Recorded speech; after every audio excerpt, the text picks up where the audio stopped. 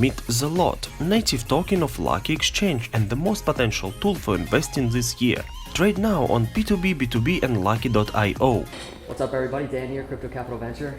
Lightcoin Summit, first one ever. Charlie Lee sitting beside me, very honored, very grateful as well. Welcome to the channel, Charlie. Yeah, thanks for having me. You just got done speaking. Yeah, that was rough, huh?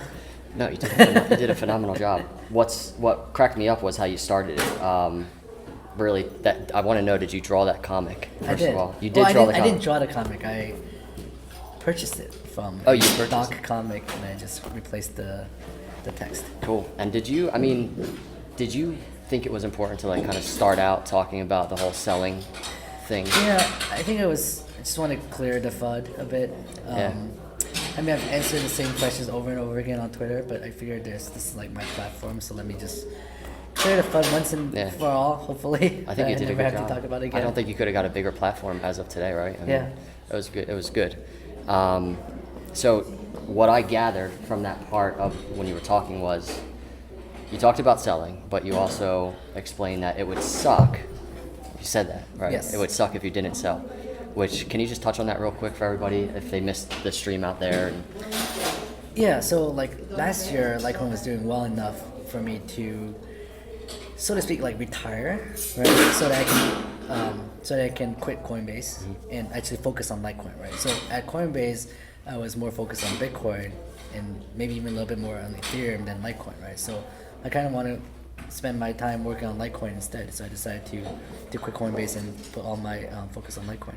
Yeah. So I just mentioned that if I didn't sell, so I sold so that I have enough to kind of live off of what I have and actually work full time on Litecoin forever. Yeah. Which is cool, right? Yeah, but if I didn't sell, I might have to go find a job doing now. Yeah. That is not Litecoin focused. So that kind of would suck for Litecoin. And we're not at $20, but we approached it pretty quickly since you made that tweet. So well, I'm not saying it's gonna get to $20. No, my tweet was that could you live with it could drop 90%. If you can't live with that, or you can't like hang on, then it's not right for you to invest in it. Because I realized that in order to actually do well in this space, you have to hodl, right? You have to be able to hold on when it's crashing and ride it out. Because it's up and down, so it's like a roller coaster. So if you can't withstand the fall, then you'll be the one that is actually buying high and selling low. Exactly. Yeah.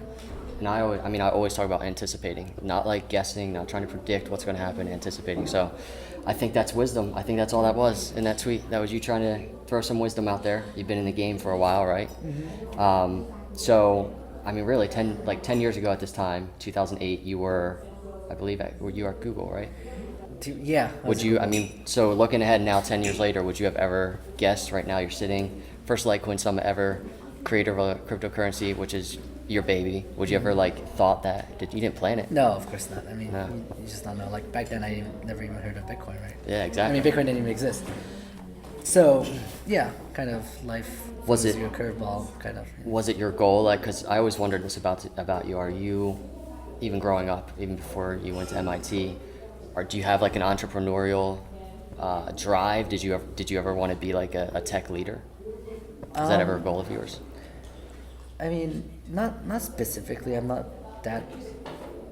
Don't have a huge entrepreneurial drive. Like kind of Litecoin kind of fell on my laps. So I think most people know when I created it, it was mostly for fun. I wanted to kind of play around with the code and kind of just create something that was better than what's out there, all the other alternatives out there, and launch in a fair way. And that was the focus. And I think that's why it succeeded, right? I wasn't trying to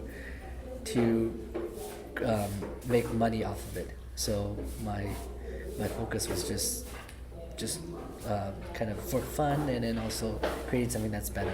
Yeah, 100%. And I think you did. I think most people here think you did do that. So we talked about this briefly before we started this live stream, which hopefully, I didn't even check the audio, but we're good. Oh man, that would have been terrible. So, decentralized environment, right? It's developing. Most people, I think even most leaders, don't know exactly how to navigate through it, right? With regulations, with drawing lines on privacy, like you were actually just talking about that. What I'm curious about, I've been really intrigued with like the social networking heart of cryptocurrency, like why people are coming in.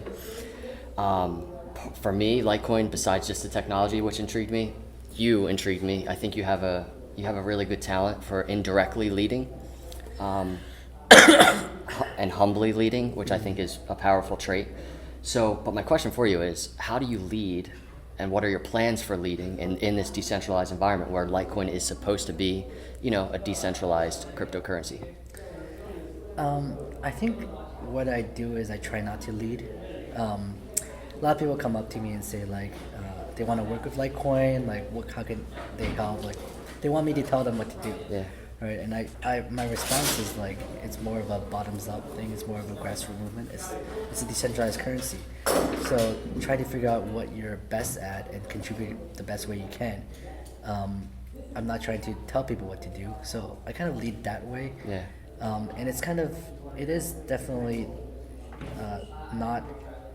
Most people aren't used to that, and they don't know how they fit into this kind of like a decentralized currency. Exactly. But in the end, we want this to be a global money, right? It's not a company. It's not. It's decentralized, so people can use it and help with it as they see fit. Yeah. And it's not up to me to decide what's the right way for this to happen. To form. Which, I mean, this whole thing, this summer is a good example of that, right? I remember David Schwartz bringing up the idea for a Litecoin summit, and then all these people just kind of interested, and they come together and make it happen. Yeah, like I didn't really put much effort into this in terms of like organizing, right? And it's great to have such a passionate group of people that want Litecoin to succeed as real world money, and like even when the price has dropped like 80% since the time when we actually started working on it, people didn't lose their passion. People were still passionate about it. People realized it's not the price that matters, it's actually usage and adoption. Yeah. So I'm pleasantly surprised that everyone is still so excited about Litecoin, even with the price being 100%. I've talked to a bunch of leaders, startups, and I think the general theme is now is the time to build. Mm-hmm. And you've been through it before, right? You've seen this cycle, so I'm sure you'd probably agree with that. Yeah, last year was extremely distracting with the whole SegWit and SegWit 2x and Bcash and all that craziness that's going on. And I guess it's fun to be in this space. There's never a boring day. Do you think that social drama will ever end? Especially like as the market cap grows, more people are coming into the space. Do you think it's just going to get crazier, the social drama? I think it's going to get crazier. I think the issue is that it's money, right? It's not. It's different than like the internet, right? The internet is not all about money. Like I mean, e-commerce is a little bit about money, but this cryptocurrency movement, it's all about money. So when you're talking about money, people get very they get feisty when like for example like the clash between different currencies, right? Because there's talk about there can be only one, right? Mm-hmm. It's true that you're kind of fighting for the same crown. Yeah. It's kind of like Game of Thrones, right? That's so true. It's like everybody's like, no, my cryptocurrency's better. Yeah.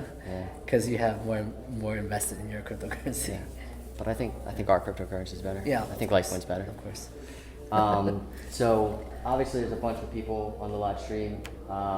We just talked about getting involved, right? And people that really want to lend a hand in this. What would you say to them in terms of what they could even do? It's basically contribute where the best you can, right? Whatever your talents are. And for a lot of people, it may just be getting the word out, right? Telling people about Litecoin, Bitcoin, and cryptocurrency in general, or whatever their favorite coin is. I think the whole movement is important. That, from my point of view, it's about a new form of money that will replace the flawed existing fiat money we have today. Yeah. And whether it be Litecoin, Bitcoin, or some other coin, it's about having freedom of money. 100%. And I think just getting that message across to people, convincing people to just play along with it, buy a little bit, use it, convincing merchants to accept it, and just foster adoption. I think that's the most important. So little things, even just getting on social media, tweeting about it, talking to their pizza shop about it, family, stuff like that. Yeah. That's how it grows organically, right? Cool. Told you I'd make it short and sweet for you, man. Yeah. I really appreciate it. Thanks Really a lot. do. It's been a long, like January I started the channel.